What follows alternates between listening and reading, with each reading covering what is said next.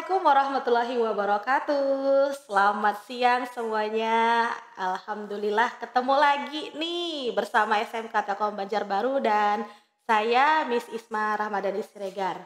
Nah, pada kesempatan kali ini teman-teman Skatelizer dan teman-teman yang pastinya mengikuti dari YouTube-nya SMK Telkom Banjarbaru bakalan mengikuti perbincangan yang lagi hits nih, keren dari SMK Telkom. Apa sih itu? Nah, nanti akan saya berikan clue-nya ya. Tapi untuk saat ini buat kalian semua supaya dapat informasi terbaru dari SMK Telkom Banjarbaru, silahkan subscribe nih channel YouTube kita. Terus juga jangan lupa like, komen, dan share. Pastikan nanti kamu akan mendapatkan notifikasi terkait dengan informasi terbaru dari SMK Telkom Banjarbaru.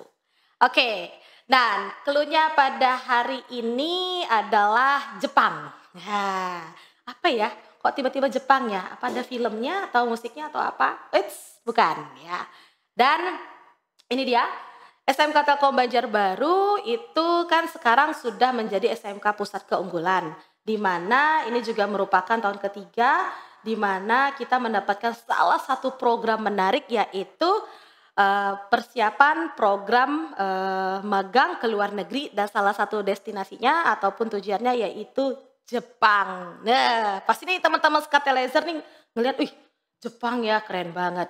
Kok bisa? Lalu emang ada apa nih dengan SMK Telkom Banjarbaru? Nah, hari ini nih akan kita kupas tuntas, tapi saya tidak akan sendirian karena di sini kita punya para narasumber yang super keren. Yang pertama kita kedatangan gestarnya yaitu dari LPK SO Unils, di mana beliau juga merupakan salah satu pengajar ya bahasa Jepang dan nantinya akan kita saksikan bersama para peserta yang terpilih untuk mengikuti pelatihan bahasa Jepang dari SMK Telkom Banjarbaru. Dan langsung saja kita sambut. Ini dia Lita Sensei. Ya. Hai, konnichiwa minasan. Konnichiwa Sensei. Aduh, nih pakai bahasa Jepang jadi saya harus juga bahasa Jepang ya. Tapi sebenarnya sama-sama belajar sih ya. Oke. Gimana nih Sensei kabarnya? Bahagia. Sehat. Alhamdulillah luar biasa Sensei. Sensei di sini sudah berapa lama ya untuk mengajarnya? Mengajar di sini 1,5 bulan. 1,5 bulan. Dan ini langsung ya. Langsung dari LPKSO Unilsnya ya Sensei ya. Oke. Nah, Sensei ini juga nanti akan berbagi cerita dan nanti akan ada ini ya kolaborasi ya dari para peserta. Ya pastinya nanti ngobrolnya nggak kayak saya nih pakai bahasa Indonesia, pakai bahasa Jepang. Dan buat kalian yang nantinya tertarik atau ada pertanyaan silahkan diketik saja di kolom komentarnya. Baik, lanjut kita Sensei. Nah, di sini Sensei pertama sekali ditugaskan nih ke SMK Telkom Banjarbaru itu gimana perasaannya Sensei? Perasaannya senang dan ini pertama kali saya ke Kalimantan juga menginjak kaki di tanah Kalimantan dan tujuannya pertama Banjarbaru yang notabene sebelumnya saya tidak tahu Banjarbaru, taunya Banjarmasin. Wah, Taunya iya. Kalimantan Selatan itu Banjarmasin. Jadi Banjarbaru merupakan satu hal yang menurut saya baru semuanya. Saya tidak mengira kotanya secantik ini, seindah ini. Orang-orangnya juga ramah, baik. Iya, oke. Sangat Excited ya Sensei ya. excited. Apalagi kan kalau kita biasanya hanya tahu Borneo atau Kalimantan tuh dari peta ya bola dunia. Dan sekarang Sensei ini first time ya untuk sampai ke Kalimantan Selatan ya. Apalagi langsung ke kota Banjarbaru yang notabene itu menjadi ibu kota sekarang. Sebelumnya Banjarmasin, sekarang sudah dialihkan menjadi Banjarbaru. Dan selanjutnya nih Sensei kan pertama sekali tadi itu excited, terus kan pastinya kan Sensei di sini punya kiat-kiat nih untuk mengajar bahasa Jepang. Apalagi kan di sini yang diajarkan itu adalah para siswa SMK nih, jenjang SMK. Dan apa aja sih Sensei kiat-kiat untuk mengajar bahasa Jepangnya? Ya untuk setiap guru atau setiap sensei, kalau di Jepang panggil guru itu dengan istilah sensei, orang yang ahli ya. Jadi Betul. setiap sensei itu pasti punya strategi atau kiatnya sendiri, metode pengajarnya sendiri. Salah satunya jika ditekankan ini bagaimana siswanya agar lancar berbahasa Jepang, berarti harus berkebiasaan. Setiap hari harus dilatih. Nah, yang kedua itu bagaimana untuk setiap bahasa itu pasti ada sertifikasinya masing-masing. Contoh, kalau untuk bahasa Inggris IELTS ya, IELTS ya, untuk bahasa Indonesia juga ada. Nah, ini bahasa Jepang sendiri ada namanya JLPT atau yang disebut dengan Noryoku Shiken. Jadi tes kemampuan bahasa Jepang setiap tahunnya ada 2 kali.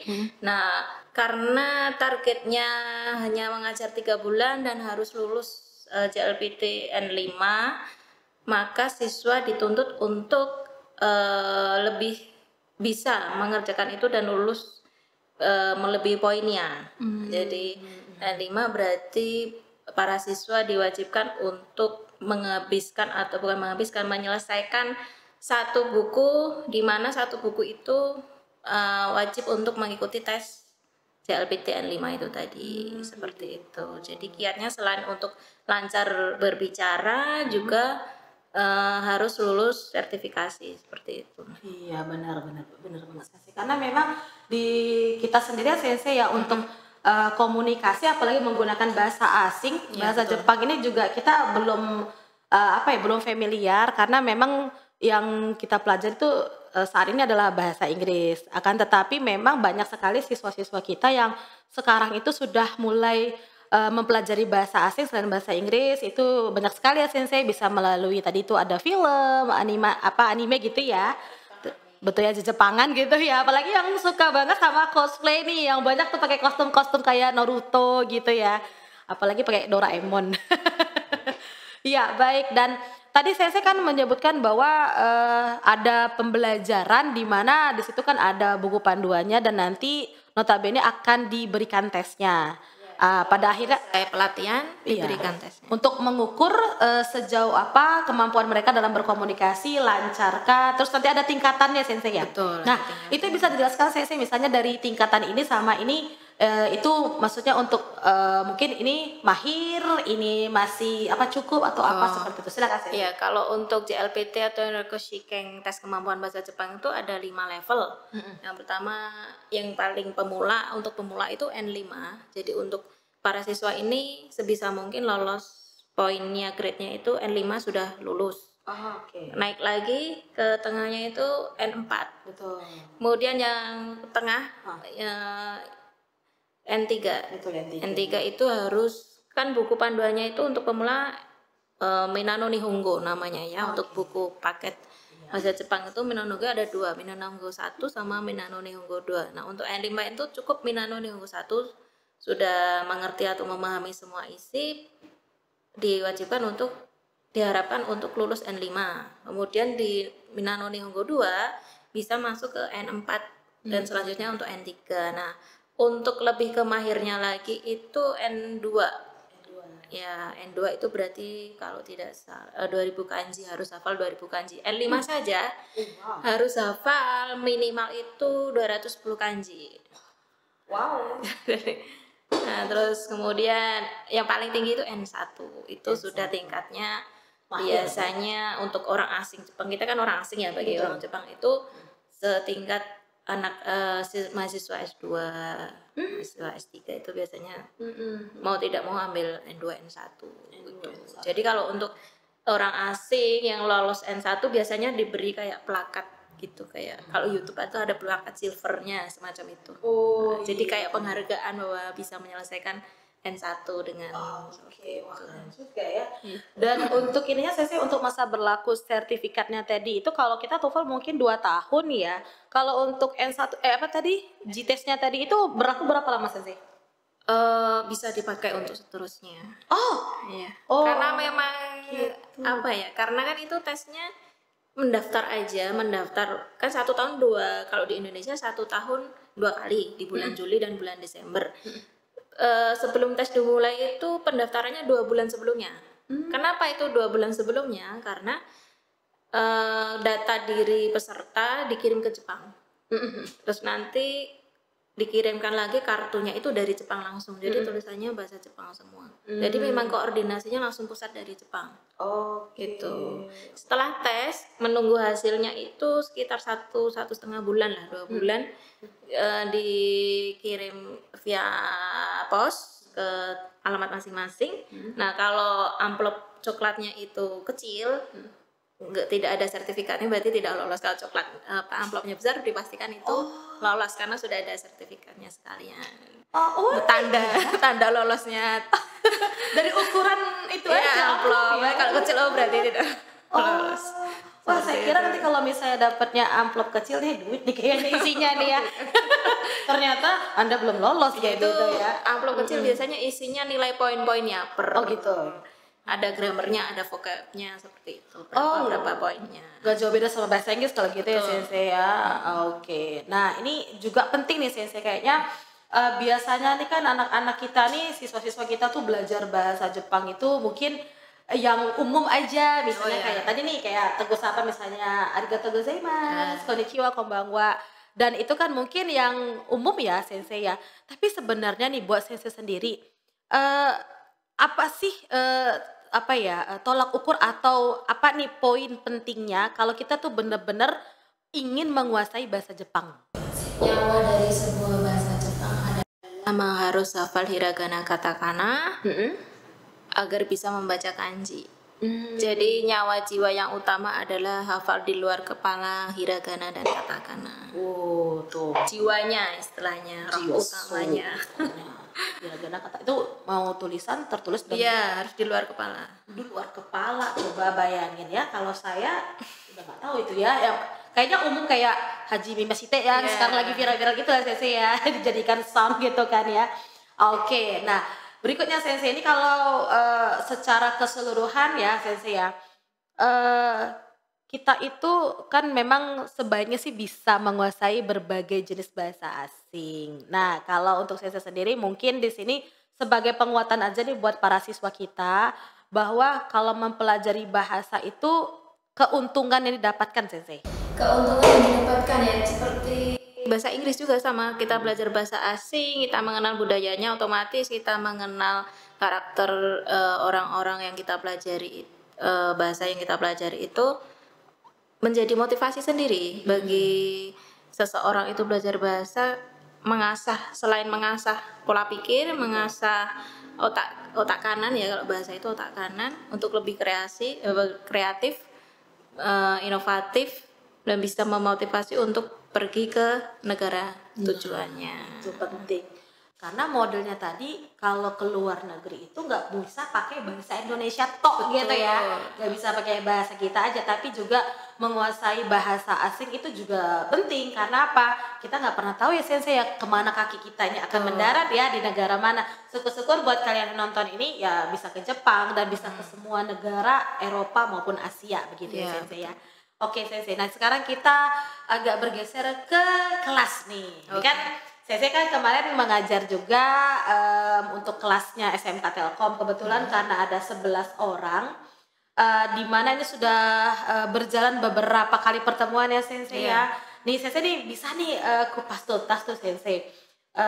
Sejauh ini progres untuk 11 peserta kita itu seperti apa? Progres dari awal masuk ke hari pertama, ketika saya bertanya apakah sudah pernah mengenal bahasa Jepang sebelum kelas ini, ada beberapa siswa yang belum sama sekali. Ada yang sudah dari melihat film dan mendengarkan lagu gitu. Jadi dari siswa yang nol, yang belajar dari nol, belum mengerti sama sekali tentang Jepang, itu mungkin merasa insecure ke teman-teman yang sudah mengenal anime, sudah mengenal lagu-lagu Jepang. Nah dari situ mungkin 1-2 harinya siswa tersebut seperti tidak termotivasi atau tidak percaya diri ketika saya tunjuk untuk AIO-nya. Gitu. Nah, gimana ini caranya agar motivasi siswa ini muncul? Ya dengan cara memberikan sukude itu PR. Jadi mau tidak mau kan dia kerjakan. Nah, membuat kartunya atau menghafal huruf-hurufnya.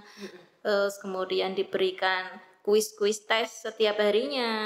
Jadi mau tidak mau dia terpacu atau termotivasi saya harus belajar, saya nggak boleh kayak gini, saya harus dibanding teman-teman yang sudah tahu, saya harus bisa mengikuti. Nah, seperti itu. Jadi progresnya mereka 1 bulan menurut saya sudah luar biasa untuk pembelajar pemula bahasa Jepang, di mana untuk menghafal hiragana katakana itu umumnya 2 minggu. Mereka 1 minggu sudah hafal rata-rata. Sudah cacistus juga. Jadi selain belajar di kelas, mungkin mereka mencari informasi di luar kelas ya. Iya. Mungkin di rumahnya belajar dengan dengan anim atau dengan mendengarkan lagu-lagu Jepang diartikan. Iya. Di situ kan kelihatan mana siswa yang aktif belajarnya selain di ruang kelas gitu loh. Betul. Kan terlihat sepanjang harinya tuh progresnya akan terlihat gitu. Nah, yang tadi yang belajar dari nol itu tadi bisa mengikuti beberapa, bahkan minggu ke-6 ini sudah muncul yang belajar dari nol. Oh, anak ini atau siswa ini bisa mengikuti lebih dari yang belajar anim itu tadi.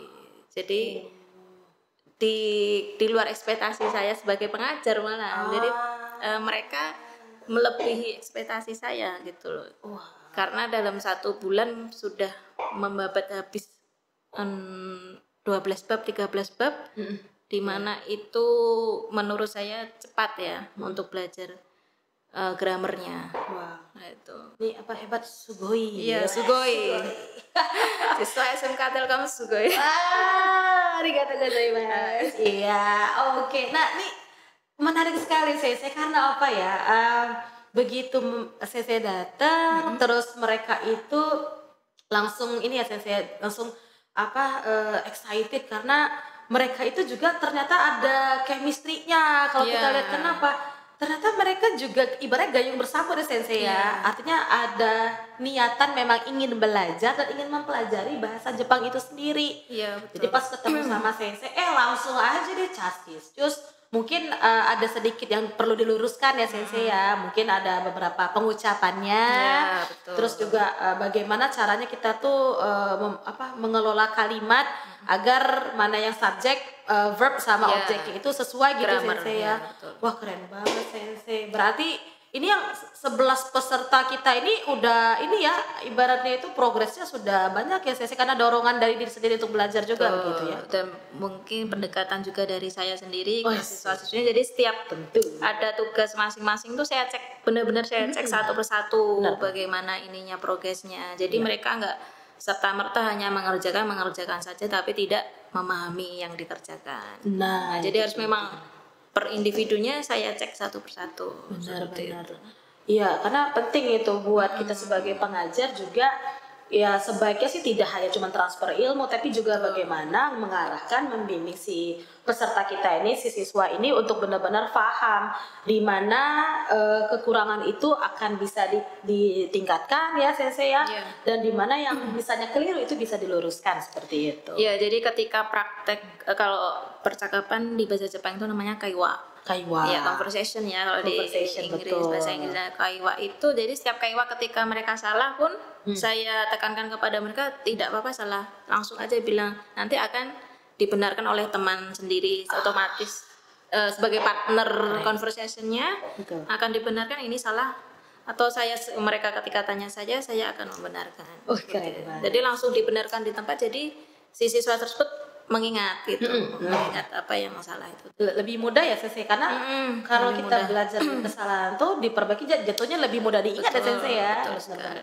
Nah Sensei, kalau kita menilik sebentar nih ke kegiatan sebelumnya, kalau teori itu udah pasti ya Sensei, ada buku, ada segala macam kelas. Nah ini kan kita bicara prakteknya ini Sensei. Nah bisa cerita nggak Sensei, kemarin pengalaman prakteknya apa aja yang udah dilaksanakan di kelas bahasa Jepang? Kita setelah 1 bulan belajar, saya memberikan kesempatan kepada para siswa untuk unjuk gigi. Unjuk gigi itu pertama kita memperkenalkan diri dengan bahasa Jepang di ruang guru satu persatu. Jadi memperkenalkan bahwa progres kami sudah sampai sini gitu. Kemudian minggu berikutnya kami ke Pasar Terapung Banjarmasin. Ya, hari Minggu itu kalau nggak salah. Jadi Karena di situ khas menjual di atas sungai ya, benar. pasar di atas sungai. Betul. Saya juga baru pertama ke sana, sangat wow sekali menurut saya. Jadi mereka sekalian membuat konten ya, mempresentasikan atau mempromosikan tempat wisata, salah satunya Pasar Terapung. Siapa tahu ada orang Jepang yang lihat dan ingin mengunjungi Pasar Terapung Banjarmasin dengan bahasa Jepang. Yes. Gitu. Banget ya Sensei. Iya. Selain itu kita juga ke rumah adat Banjar, rumah adat Banjar di Bubungan Tinggi atau iya betul, itu daerah Pekauman. Iya, mereka juga presentasi memakai bahasa Jepang memperkenalkan bahwa rumah ini sudah berdiri dari tahun 1811 kalau tidak salah. Generasi keempat ya yang menempati. Nah, itu kontennya cukup jadi trending di sensei di sekitar komuniti sensei. Iya. Mereka dalam waktu 1 bulan sudah berani, mentalnya sudah bagus gitu. Jadi dari situ saya terharu ya sebagai pengajar, tidak menyangka siswa-siswanya mau berkontribusi dalam pembuatan konten untuk mempromosikan daerah mereka, ikon tempat mereka ini menggunakan bahasa Jepang. Benar. Artinya di sini Sensei seimbang ya Sensei ya antara teori sama praktek, karena tadi kalau kita perhatikan juga di praktek tersebut itu ada keuntungan lainnya yang didapatkan, yaitu kita bisa ikut mempromosikan budaya daerah. Betul. Ya Sensei ya, tapi dengan bahasa pengantarnya bahasa Jepang. Karena kita nggak pernah tahu nih, benar tadi Sensei, kita nggak pernah tahu bakal ada turis dari Jepang yang mau berkunjung tapi nggak paham kayak gitu. Kalau misalnya cuma sekedar Google Translate ya oke, tapi kan kurang mengena dan tidak orang nyatanya lah seperti itu yang langsung memperkenalkan. Nah itu Sensei tadi itu kan sempat ini ya rame nih di kalangan para sensei ini. Rame banget karena apa, anak-anak kita yang 11 peserta ini tuh berani untuk merealisasikan kemampuan mereka itu di depan umum ya Sensei. Iya, di depan umum. Kemudian itu tidak ada rencana untuk membuat konten yang di rumah Bubungan Tinggi itu tidak ada rencana sama sekali, tapi malah kontennya itu menjadi yang contoh untuk sekolah lainnya membuat konten menunjukkan pariwisata tempat daerah masing-masing. Tuh, kata laser kan kita langsung aksi nyata ya, nggak kaleng-kaleng. Soalnya kalau cuma belajar di buku aja atau nulis-nulis aja ya cuma gitu-gitu aja, tapi kalau kita praktekkan pada kondisi yang nyata ya Sensei ya, itu akan benar-benar membekas ke mereka untuk bisa dijadikan pengalaman bahwa kalau kita berkomunikasi pada kondisi tertentu inilah kalimat-kalimat yang kita gunakan. Dan kayaknya ada yang ketiga lagi satu Sensei, yaitu kemarin kita praktek apa Sensei? Ini kita membuka restoran di kantin sekolah. Kebetulan sekolah sedang libur, jadi kantin tidak digunakan. Betul. Kami memanfaatkan fasilitas yang ada di sekolah, membuka restoran sekaligus berjualan. Jadi sesi satu kami praktek membuat konten, sesi berikutnya untuk berjualan, pembelinya customernya para guru di SMK Telkom. Nah tuh guru-guru juga ikut berkolaborasi, artinya pada saat mereka praktek juga mereka juga ikutan memperhatikan, menyimak terus bagaimana cara mereka berkomunikasi, dan bahkan kemarin saya juga terlibat langsung ya. Jadi demo masak kemarin. Mengajari anak siswa-siswa ya, walaupun laki-laki semua tapi ternyata mereka excited untuk membuat sushi, katsudon, ramen, dan onigiri. Dan itu semuanya makanan khas Jepang ya. Baik Sensei. Nah, kalau tadi kita sudah tahu nih progresnya, pastinya kan di sini Sensei itu ada kendala-kendala ya Sensei, ataupun rintangan buat mereka selama mereka ini belajar Sensei dalam beberapa katakanlah beberapa bulan ini. Pastinya kan ada masa di mana mereka tuh ngerasa aduh ini Sensei kok susah sekali, aduh mood saya atau segala macam gitu Sensei. Nah itu ada nggak Sensei di kelas? Oh banyak. Kalau kendala itu banyak ya. Ulik kupas tuntas ya namanya ya kan? Iya.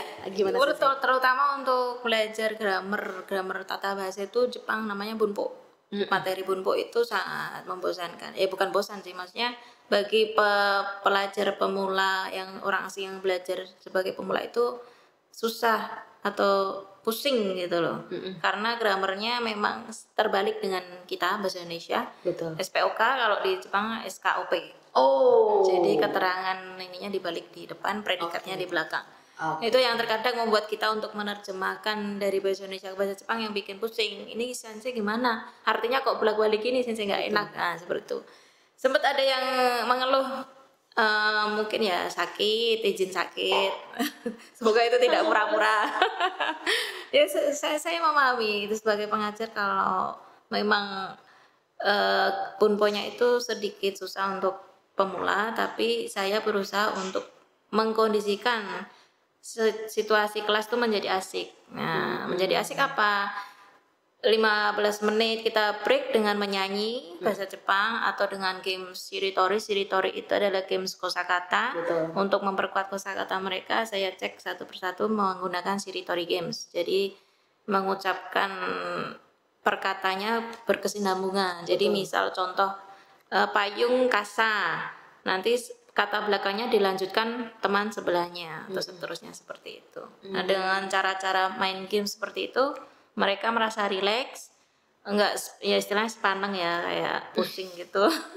Kemudian motivasinya ada lagi, baru kita lanjut ke materi-materi yang mungkin monoton itu tadi. Baik, ini artinya juga kalau kita mengajar itu tidak monoton, tapi juga disisipkan ada kuisnya, ada permainannya. Sekiranya pembelajaran itu lebih menarik ya, menyenangkan dan mereka juga tidak merasa takut ya sensei ya. Apalagi kalau misalnya praktek ini kan kadang-kadang kurang percaya diri. Betul, kurang percaya. Ada yang kurang atau ada yang salah nih, langsung kayak aduh jadi males deh belajarnya seperti itu. Oke sensei, dan ini mungkin pertanyaan terakhir dari saya. Cuman nanti buat kalian Skatelizer jangan khawatir karena setelah ini kita bakalan nonton bersama nih, kita simak bersama. Sensei bakalan conversation atau tadi apa kan Sensei? Kaiwa langsung ya dengan para peserta. Tapi mohon maaf sebelumnya karena mungkin tidak akan lengkap 11 peserta dikarenakan ada beberapa peserta yang kurang sehat dan kita doakan semoga mereka lekas sembuh. Dan buat para peserta nantinya juga akan bersama-sama mempraktekkan nanti pertanyaannya, panduannya, terjemahannya saya nggak bisa bilang di bawah ya. Terjemahnya nanti mungkin bisa disampaikan juga dari senseinya ataupun dari para pesertanya. Dan ini sensei sebagai pertanyaan penutup dari saya, sensei, apa nih pesan-pesan dari sensei buat anak-anak SMK Telkom Banjarbaru yang sekarang sedang belajar bahasa, mungkin bukan hanya bahasa Inggris tapi ada bahasa Jepang, ada bahasa asing lainnya, dan mungkin sebagai penguatan bahwa belajar bahasa itu bukanlah hal yang menakutkan. Silakan Sensei. Sebelumnya ini program ini ya, saya akan menjelaskan program ini dulu. Program ini adalah kolaborasi LPK di seluruh Indonesia bersama dengan pemerintah Kemendikbud. Kolaborasi untuk negeri menuntaskan pengangguran yang ada dengan salah satunya dengan membuka program pelatihan bahasa untuk magang ke luar negeri. Nah, ini yang saya pegang kebetulan ke Jepang. Jadi untuk siswa-siswa yang ingin belajar bahasa asing ya mungkin selain Jepang dan Inggris bisa aja, karena memang belajar bahasa asing itu tidak ada matinya. Betul. Atau kalau bisa dibilang itu akan menambah wawasan, pengetahuan, dan bisa memotivasi siswa-siswa SMK SMA di Indonesia untuk lebih berpikiran open minded bahwa apa yang ada di negara yang kita pelajari bahasanya itu bisa jadi itu menjadi tolok ukur siswa tersebut apakah mau melanjutkan mungkin pendidikannya ke negara tersebut atau bekerja di negara tersebut. Iya, keren banget nih. Ya, kita juga SMK Telkom Banjarbaru mengucapkan terima kasih juga kepada Kementerian Pendidikan dan Kebudayaan Republik Indonesia atas kesempatannya melalui program SMK Pusat Keunggulan, dan juga ini program yang luar biasa yang benar-benar SMK Telkom Banjarbaru itu sangat excited, bersyukur sekali karena kita itu bisa mengadakan pelatihan khususnya persiapan magang luar negeri, yaitu dengan adanya kelas bahasa Jepang yang langsung dengan cara metodenya itu tetap muka dan langsung dengan Lita Sensei seperti itu. Kami mengucapkan terima kasih, dan Ini juga apresiasi yang setinggi-tingginya buat Kementerian Pendidikan dan Kebudayaan Republik Indonesia, yang mana SMK Telkom juga di sini ikut ya menggerakkan, yaitu kita upayakan tidak ada alumni yang menganggur. Ya, untuk khusus generasi Z. Betul. Yang sedang trending. Iya, karena kan sekarang generasi kita ini harus benar-benar bisa bersaing ya, bukan hanya masalah IT aja ya Sensei ya, tapi juga berkomunikasi dan juga bahasa asing itu sangat penting. Sangat penting. Iya, karena kalau keluar negeri modalnya ya komunikasi ya, percakapan yang memang bisa dipahami dan bisa disebutkan dengan benar. Ya, oke Sensei, terima kasih banyak sudah meluangkan waktunya. Nih selanjutnya nanti hostnya akan kita berikan kepada Sensei yang akan bercakap-cakap kaiwa-kaiwa ya dengan para peserta magang. Dan buat teman-teman semuanya saya ucapkan terima kasih. Apabila ada pertanyaan silakan tinggalkan pertanyaan di kolom komentar yang ada di YouTube SMK Telkom Banjarbaru. Sekali lagi ingat, jangan lupa subscribe, like, share, komen, dan nyalakan tombol loncengnya agar kamu bisa mendapatkan notifikasi tentang berita terbaru dari SMK Telkom Banjarbaru. Dan ucapan apresiasi juga kepada rekan-rekan guru yang hari ini juga terlibat ya, yang juga memberikan dukungan besar kepada para peserta dan ikut menyukseskan program magang ke luar negeri. Baik, terima kasih. Kita lanjutkan pada sesi berikutnya. Saya Miss Isma Siregar, SMK Telkom Banjarbaru. Vokasi menguatkan Indonesia. Terima kasih.